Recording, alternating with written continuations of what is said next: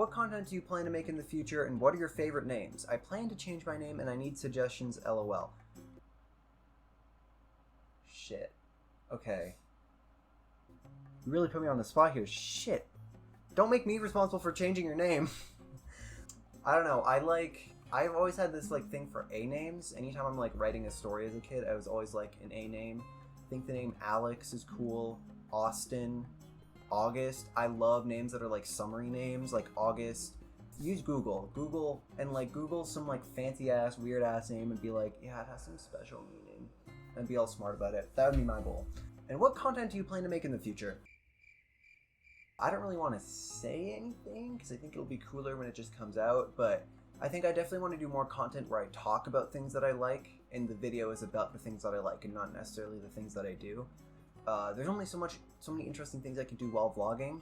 What are your current favorite songs at the moment? I could really use some recommendations right now. Gonna be honest, it's all Chaperone. Like, it's just literally Chaperone. I don't have any unique music taste ever. When I get to liking a song or music or something, I can't stop playing it because it gives me that same like rush of dopamine every time. I get really hyper fixated on stuff like that.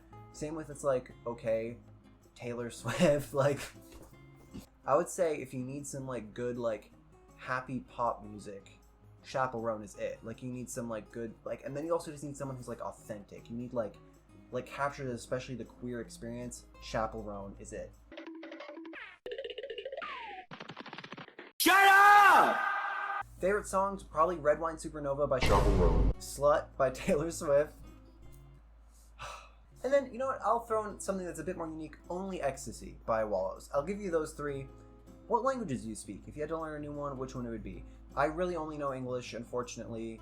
I remember for a while I tried learning Japanese, because I thought maybe if I learned Japanese, then I would watch anime, which I didn't do either of them ever. I think what would really help me stick with learning a language is I want either someone or something to give me a reason to learn it. I feel like also learning a language comes with needing to have some kind of knowledge or appreciation for the culture, which is like a whole other process. And for some reason, I'm like I said, kind of a workaholic. I don't like learning for fun. I feel like I need to have some sort of external reason and reward for learning a language. So I think maybe I would start with something like Norwegian, just because I know that my family is Norwegian and I would love to go there someday. What was your favorite subjects in school? English. English class. I fucking loved English class. Like, oh my god. I gotta be honest, I'm such a nerd. There's not really any classes that I hated that much more than others. Like, I was always a fan of English. Math, oh my god, sometimes math could be so fun. I also liked pretty much all the sciences. I didn't like physics that much, and I'd say maybe that would be one that isn't on the favorites list. Too complicated for me. Didn't understand it. And even when I tried it in university, maybe history has never been like something that interests me that much. Sometimes I could find that stuff like a real snooze fest, but like when it comes to learning about like ideologies and stuff, I was like, okay. Alright then, I'm intrigued. Are you into anime/manga? Do you have any favorites? I'm not. Sorry to have a boring answer, but I've not really. I remember I like tried watching Attack on Titan a little bit, but I don't know, I never really got into it, and Crunchyroll kept glitching out, so. As a twink who just discovered I'm indeed bisexual, what should I do now? Become a whore? Slut it up. Go everywhere. Sleep with everyone. No, like, just go crazy, go crazy, go crazy, go crazy. Just try to explore like what you like and what you don't like. Like, I'm beginning to realize that like sexuality is just one facet of yourself that you're confused about, right? But there's so much more that came from all the hiding or the repressing or whatever. Like, there's still a lot to discover as a person that you are. So I would say like try new clothes, try new foods, travel a little bit if you can. Take like a class that, like, if you're in university or any kind of schooling, take a class on something you didn't know about very much about. Learn new things. I would say even when it comes to romantic stuff, go on dates, not necessarily expecting them to go well. I would say go on dates and meet new people just to learn what you like and what you don't like, because that's kind of a more valuable takeaway that I've gotten. It's because anytime I go into a date expecting it to like go somewhere, it never does, and then it's disappointing, and then you're like, you don't enjoy it for what it was type thing. So I would say go into new romances and stuff like that really being you focused. Like, obviously, like, treat the person you're going on a date with well and want to get to know them and ask them questions and stuff, But take all of that in a way, not expecting it to go anywhere, but instead kind of learning like, oh, what do I like about people? What do I not like about people? How am I feeling in this moment? That's what I would do. So good luck with that, because I'm also still in that stage. So do you have any advice for coming out to loved ones? I don't know. It can be very complicated, and it's going to be very, very awkward. So it's hard to say like if I have any like good advice that isn't just kind of like do it. Obviously, like evaluate your situation, build up a foundation of real support if things go wrong. If you think they're going to be supportive, I'd say do it sooner rather than later.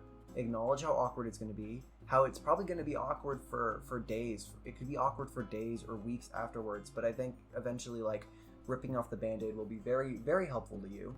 But if you think that your parents aren't going to be supportive, I mean, you can still come out to them, still like get it over with. Because if you think about it, it's like, it very much depends on your situation, but if you think you can get your parents to be more supportive afterwards, I would say come out sooner rather than later, and then kind of work through that with them like a sooner rather than later. You know, it's going to take time to figure things out. And so it's better to get started sooner or whatever. But if you think it's genuinely unsafe for you to come out to your parents or loved ones or anything like that, wait until you're on your own. Wait out. It's unfortunate and it's really sad, but it's just kind of how it is, I'd say. Build yourself a lot of security and support that you can go back to if you need. That maybe isn't exactly your loved ones or the people that you're trying to come out to. That's my advice, unfortunately. Either way, it's not going to be fun, so good luck with that.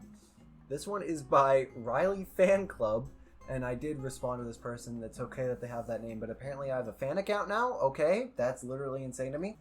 Wait, what's your last name? I'm not sure you've ever told it in videos I've watched, and I'm curious, but you don't have to say if you don't want to. I'm not going to say, so sorry to disappoint. Opinions on Arlo. This is an excuse to put him in the video.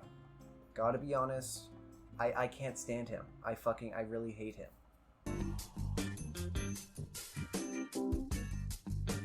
How has queerphobia manifested around you in recent times? And it's kind of hard for me to answer because I've kind of very much tuned it out in my personal life. Any serious queerphobia, like anytime people say things to me that could be considered like rude or making fun of my sexuality or identity, whatever, I kind of just take it positively anyway. I'm kind of delusional about it. Manifested around you is a crazy term because I'd like to think there isn't very much of it. I do think internally sometimes I'm still working through like some internalized homophobia, trying to work through some stuff like that personally. But I think for the first time in my life I haven't really experienced crazy queerphobia. Things have been pretty chill. And for me, which means I understand is very much privileged, so it's not really much for me to answer there. As a relatively new adult, how do you look back on your school years? How has queerphobia manifested in recent years at the school level? Are there resources for children? New adult, how do you look back on your school years? I think definitely there's some parts of it where I'm like, God, it sucked and it was boring. It was like, there's some places that I only got a taste of because of COVID, and it's like, there's definitely a lot of things to be angry about, but overall I'm pretty like happy with it, and I think I've had a lot of fun times with friends, and I'm very grateful for the people that I'm still somehow friends with today. I look back on it pretty positively right now. It definitely took me some time to accept how it was, but now that it's been like a year since I've gone to high school, it's kind of like easier for me to just kind of only really remember the good parts and come to terms with some of the parts that disappointed me. I haven't really been met with any overt queerphobia. I definitely grew up in a very small town, in a very small school, where I definitely felt limited, as in I didn't meet anyone who's very similar to me at all. And that was very frustrating and very upsetting. Very much negatively tainted a lot of my high school and middle school years. I was just feeling very, very alone and not meeting really anyone else who I felt went through similar things that I did. But I don't think that's necessarily the community or anyone else's fault. That's just how it is, unfortunately, just the way the statistics are, the way that the groups of people are. I definitely did, sometimes there's certain people that you don't feel like you can fully express yourself around. I definitely didn't feel like I could fully express myself around the people I knew at school.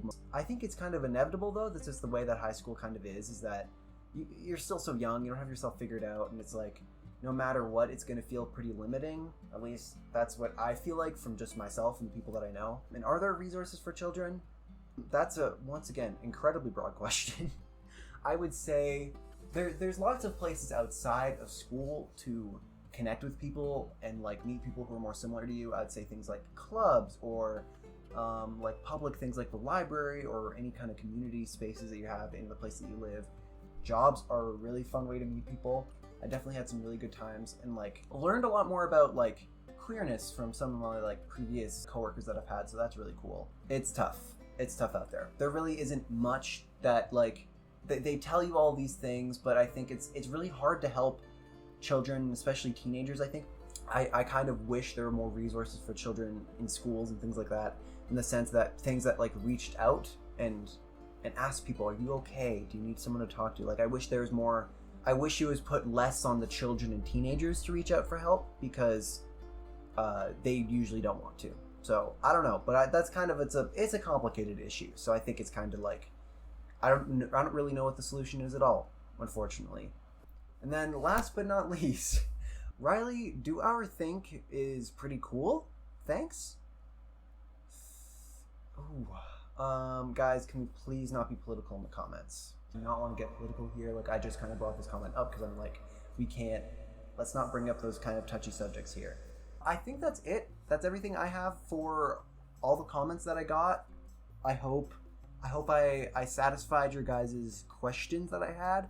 I ended up talking way longer than I thought I did, and now I'm gonna desperately need a drink of water soon. But once again, I'll say thank you so much for 1,000, guys. I'm so excited. Let's hit 2,000 sooner rather than later, right? Like we're already a fifth of the way fucking there. Let's go. Let's go. Thanks so much for watching. If this is your first time here, increase that subscriber count. And also, submit more questions in the comments. I might just answer them in the comments or in another video someday. So, thanks for watching. See you guys later.